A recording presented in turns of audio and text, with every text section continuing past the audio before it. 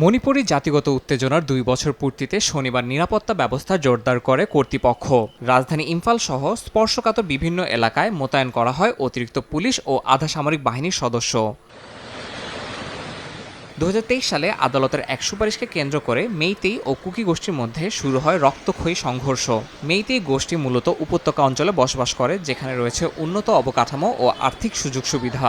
অপরদিকে পাহাড়ি এলাকায় বসবাসকারী কুকি গোষ্ঠী বরাবরই অবহেলিত বলে দাবি করে নিজেদের। সংঘর্ষের কারণে গেল ২ বছরে প্রাণ হারিয়েছেন অন্তত ২৫০ জন, বাস্তুচ্যুত হয়েছেন হাজারো মানুষ। পরিস্থিতির অবনতির ঘটায় রাজ্য জুড়ে সামরিক টহল জোরদার করা হয়েছে।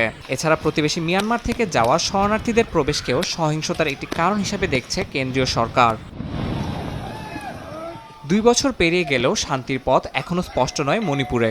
সহিংসতা থামাতে বিভিন্ন পক্ষের মধ্যে আলোচনার দাবি উঠলেও পরিস্থিতি স্বাভাবিক করতে এখনও অনেক পথ পাড়ি দিতে হবে বলে মনে করছেন বিশ্লেষকরা।